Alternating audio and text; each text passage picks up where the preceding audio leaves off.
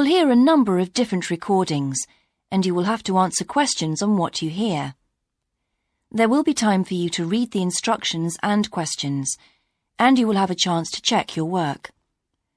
All the recordings will be played once only. The test is in 4 sections. At the end of the test, you will be given 10 minutes to transfer your answers to an answer sheet. Now turn to Section 1. Section 1. You will hear a conversation between 2 friends called George and Nina about a summer music festival. First, you have some time to look at questions 1 and 2.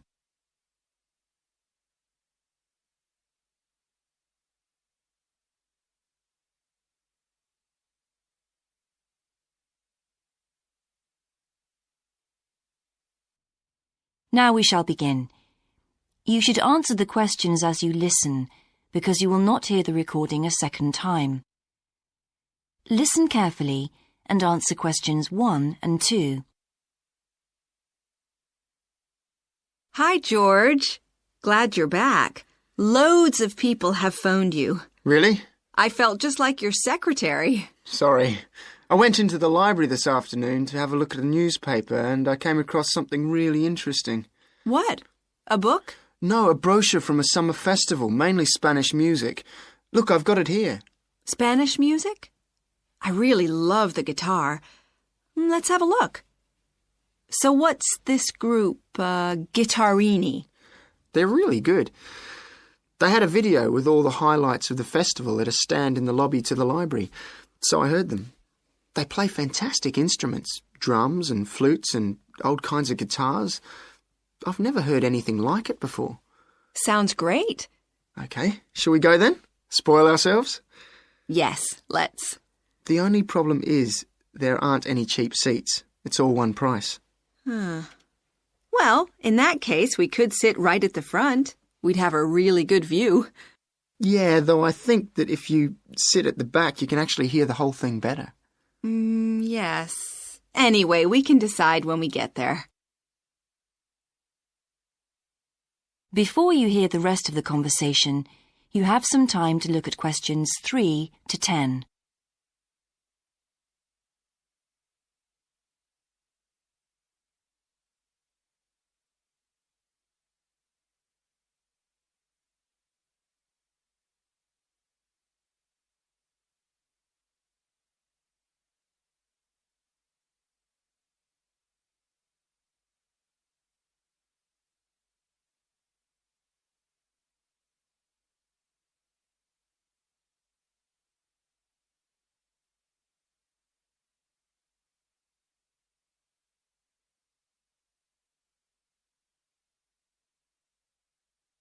Now listen and answer questions 3 to 10. So will you fill in the form or shall I? I'll do it. Name, George O'Neill. Address, 48 North Avenue, Westsea. Do you remember our new postcode? Still can't remember it. Just a minute. I've got it written down here. WS6 2YH. Do you need the phone too? Please. I'm really bad at numbers. 01674 553 242. So let's book 2 tickets for Guittarini. OK. If you're sure $7.50 each is all right. How do you feel about the singer? I haven't quite decided. But I've noticed something on the booking form that might just persuade me. What's that then? Free refreshments. Really? Yes, look here. Sunday, 17th of June. Singer. Ticket, £6, includes drinks in the garden. Sounds like a bargain to me. Yes. Let's book 2 tickets for that. So, what else? I'm feeling quite keen now. How about the pianist on the 22nd of June? Anna Ventura? I've just remembered that's my evening class night. That's okay. I'll just have to go on my own. But we can go to the Spanish dance and guitar concert together, can't we? Yes, I'm sure Tom and Kieran would enjoy that too. Good heavens, £10.50 a ticket. I can see we're going to have to go without food for the rest of the week. We'll need to book 4. Wish we were students. Look, children, students, and senior citizens get a 50% discount on everything. If only. That is the end of section 1.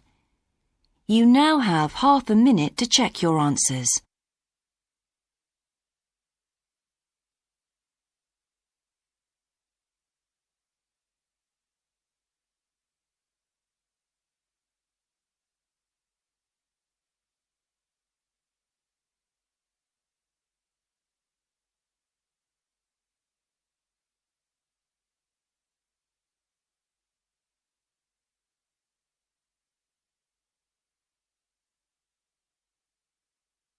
Now turn to section 2.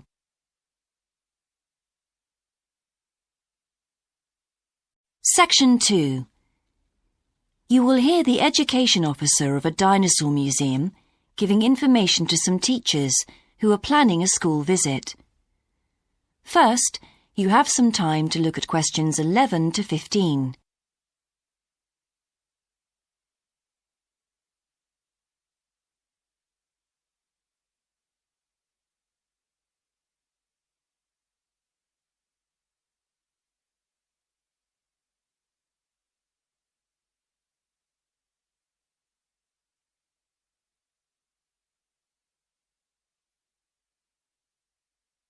Now listen carefully and answer questions 11 to 15.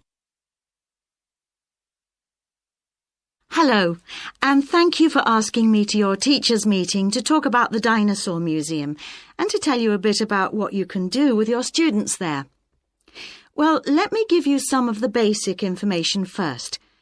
In regard to opening hours, we're open every day of the week from 9 a.m. to 8 p.m. except on Mondays, when we close at 1:30 p.m. And in fact, the only day in the year when we're closed is on the 25th of December. You can book a guided tour for your school group any time that we're open. If you bring a school group to the museum, when you arrive, we ask you to remain with your group in the car park. One or more of the tour guides will welcome you there and brief you about what the tour will be about. We do this there because our entrance is quite small and we really haven't got much room for briefing groups in the exhibition area. As far as the amount of time you'll need goes, if you bring a school group, you should plan on allowing a minimum of 90 minutes for the visit. This allows 15 minutes to get on and off the coach, 45 minutes for the guided tour, and 30 minutes for after-tour activities. If you're going to have lunch at the museum, you will of course have to allow more time. There are 2 cafes in the museum with seating for 80 people. If you want to eat there, you'll need to reserve some seating, as they can get quite crowded at lunchtime. Then, outside the museum at the back, there are tables, and students can bring their own lunch and eat it there in the open air. Before you hear the rest of the talk, you have some time to look at questions 16 to 20.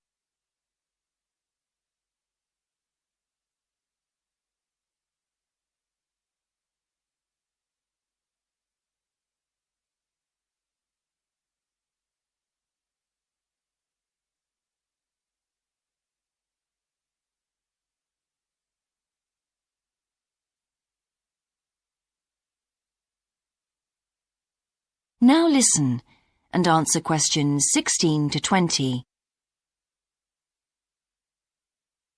When the students come into the museum foyer, we ask them to check in their backpacks with their books, lunchboxes, etc. at the cloakroom before they enter the museum proper. I'm afraid in the past we have had a few things gone missing after school visits, so this is a strict rule. Also, some of the exhibits are fragile, and we don't want them to be accidentally knocked. But we do provide school students with handouts with questions and quizzes on them. There's so much that students can learn in the museum, and it's fun for them to have something to do. Of course, they'll need to bring something to write with for these. We do allow students to take photographs. For students who are doing projects, it's useful to make some kind of visual record of what they see that they can add to their reports. And finally, they should not bring anything to eat into the museum or drinks of any kind. There are also a few things that students can do after the tour. In the theaterette on the ground floor, there are continuous screenings of short documentaries about dinosaurs which they can see at any time. We used to have an activity room with more interactive things like making models of dinosaurs and drawing and painting pictures, even hunting for dinosaur eggs. But unfortunately, the room was damaged in a bad storm recently when water came in the roof, so that's closed at the moment. But we do have an IT centre where students have access to CD-ROMs with a range of dinosaur games. These games are a lot of fun, but they also teach the students about the lives of dinosaurs, how they found food, protected their habitat, survived threats, that kind of thing. And I think that's all I have to tell you. Please feel free to ask any questions if you would like to know anything else about. That is the end of section 2. You now have half a minute to check your answers.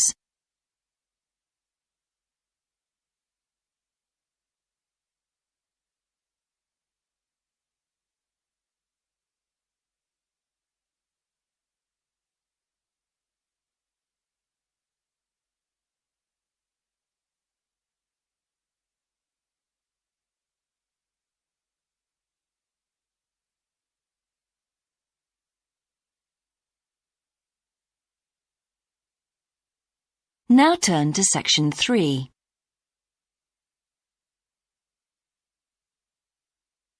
Section 3. You will hear a student called Sandra talking to her tutor about a draft proposal she has written for a competition. First, you have some time to look at questions 21 to 24.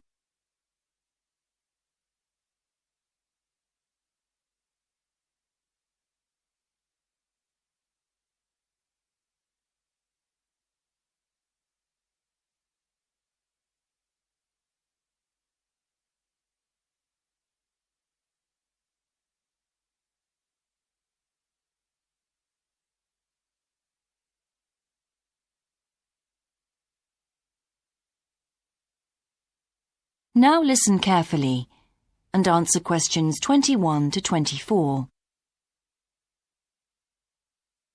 Right, Sandra. You wanted to see me to get some feedback on your group's proposal, the one you're submitting for the Geography Society field trip competition. Uh-huh. I've had a look through your proposal, and I think it's a really good choice. Oh. In fact, I only have a few things to say about it, but even in an outline document like this, you really have to be careful to avoid typos and problems with layout in the proposal, and even in the contents page. So read it through carefully before submitting it, okay? Will do. And I've made a few notes on the proposal about things which could have been better sequenced. Okay. As for the writing itself, I've annotated the proposal as and where I thought it could be improved.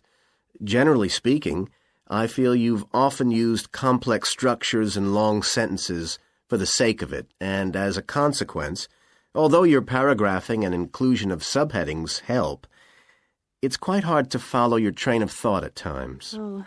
So, cut them down a bit, can you? Really? Yes, and don't forget simple formatting like numbering. Didn't I use page numbers? I didn't mean that. Look, you've remembered to include headers and footers, which is good, but listing ideas clearly is important. Number them or use bullet points, which is even clearer. Then you'll focus the reader on your main points. I thought your suggestion to go to the Navajo Tribal Park was a very good idea. No, I've always wanted to go there. My father was a great fan of cowboy films and the Wild West, so I was subjected to seeing all the epics, many of which were shot there. Mm-hmm. As a consequence, it feels very familiar to me, and it's awesome, both geographically and visually. So it's somewhere I've always wanted to visit. The subsequent research I did and the online photographs made me even keener. Before you hear the rest of the conversation, you have some time to look at questions 25 to 30.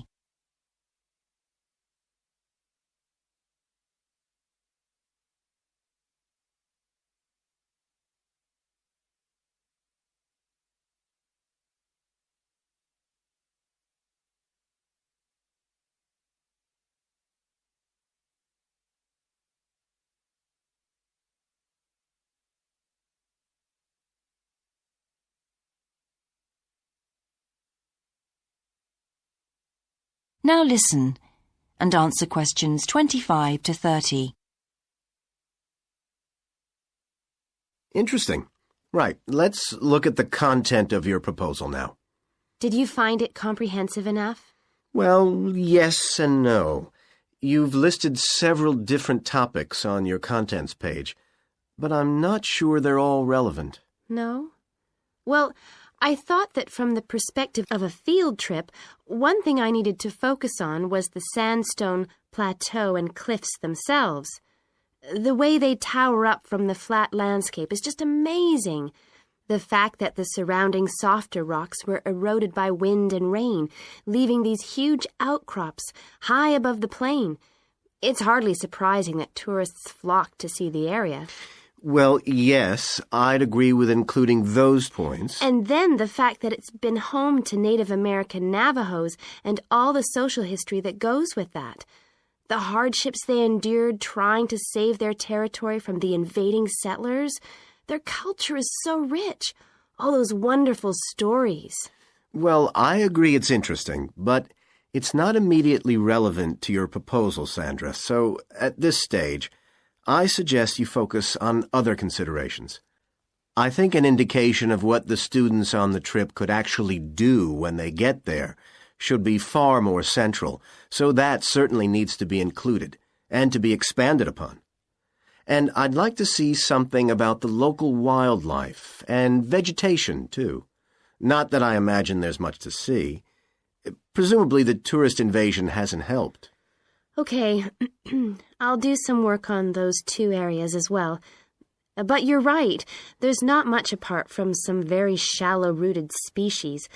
Although it's cold and snowy there in the winter, the earth is baked so hard in the summer sun that rainwater can't penetrate.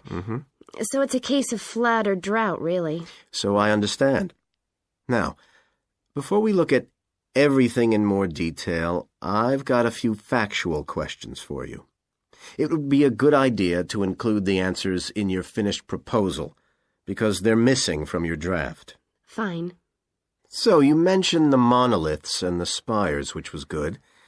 But what area does the tribal park cover? Do you know?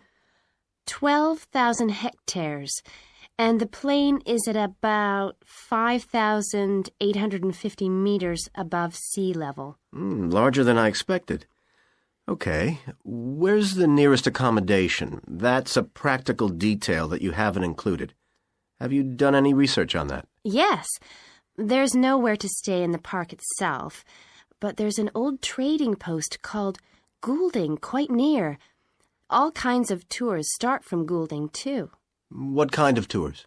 Well, the most popular are in four-wheel drive Jeeps, but I wouldn't recommend hiring those. I think the best way to appreciate the area would be to hire horses instead and trek around on those. Biking is not allowed, and it's impossible to drive around the area in private vehicles. The tracks are too rough. Okay. Lastly, what else is worth visiting there? There are several caves, but I haven't looked into any details. I'll find out about them. Okay, good. Now what I'd like to know is more about... That is the end of section 3.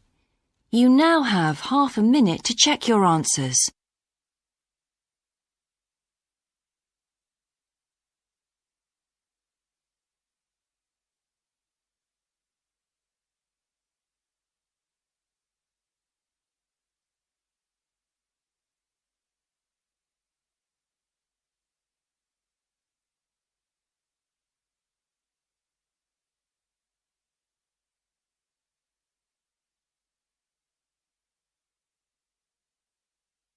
Now turn to Section 4.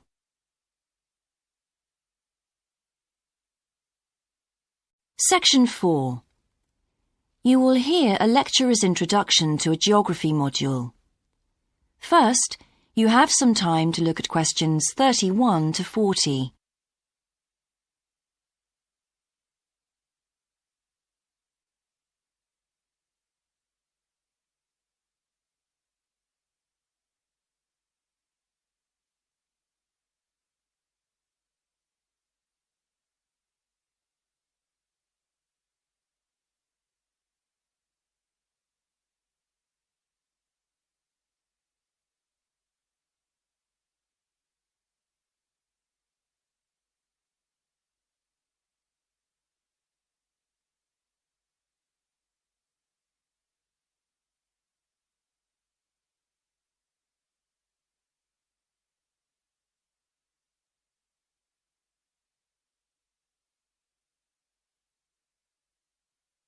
Now listen carefully and answer questions 31 to 40. So, welcome to your introductory geography lecture. We'll begin with some basics. Firstly, what do we learn by studying geography? Well, we learn a great deal about all the processes that have affected and that continue to affect the Earth's surface. But we learn far more than that, because studying geography also informs us about the different kinds of relationships that develop between a particular environment and the people that live there. Okay, we like to think of geography as having two main branches. There's the study of the nature of our planet, its physical features, what it actually looks like, and then there's the study of the ways in which we choose to live and of the impact of those on our planet. Our current use of carbon fuels is a good example of that. But there are more specific study areas to consider too, and we'll be looking at each of these in turn throughout the semester. These include biophysical geography, by which I mean the study of the natural environment and all its living things. Then there's topography. That looks at the shapes of the land and oceans. There's the study of political geography, and social geography too, of course, which is the study of communities of people. We have economic geography, in which we examine all kinds of resources and their use, agriculture, for example. Next comes historical geography, the understanding of how people and their environments and the ways they interact have changed over a period of time. And urban geography, an aspect I'm particularly interested in, which takes as its focus the location of cities, the services that those cities provide, and migration of people to and from such cities. And lastly, we have cartography. That's the art and science of map making. You'll be doing a lot of that. So, to summarise before we continue, we now have our key answer. Studying this subject is important because without geographical knowledge, we would know very little about our surroundings and we wouldn't be able to identify all the problems that relate to them. So, by definition, we wouldn't be in an informed position to work out how to solve any of them.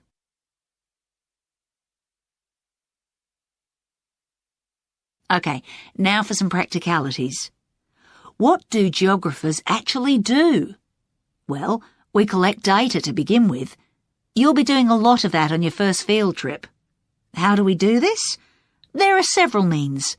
We might, for example, conduct a census, count a population in a given area perhaps. We also need images of the Earth's surface which we can produce by means of computer generation technology or with the help of satellite relays. We've come a very long way from the early exploration of the world by sailing ships, when geographers only had pens and paper at their disposal. After we've gathered our information, we must analyse it. We need to look for patterns, most commonly those of causes and consequences. This kind of information helps us to predict and resolve problems that could affect the world we live in. But we don't keep all this information confidential.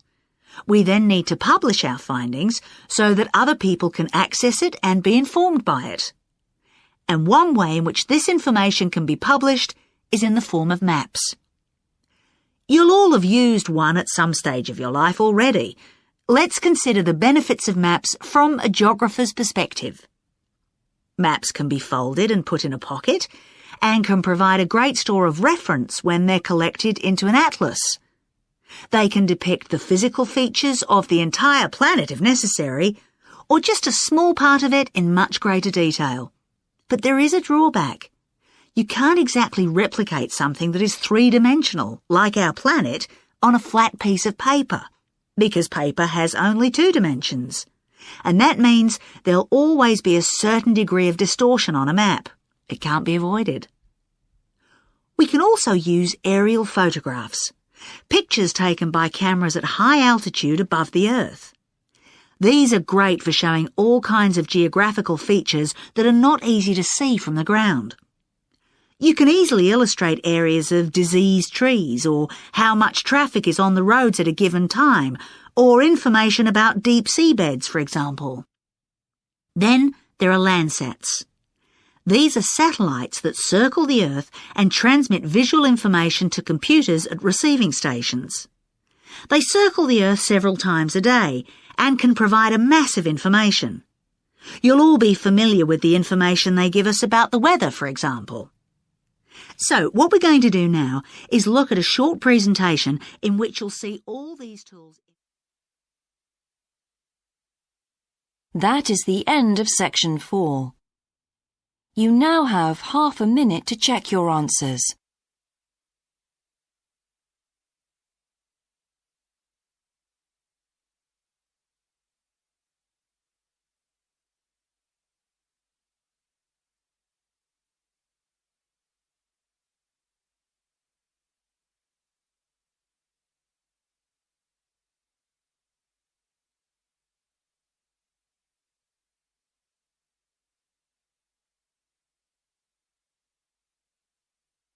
That is the end of the listening test. In the IELTS test, you would now have 10 minutes to transfer your answers to the answer sheet.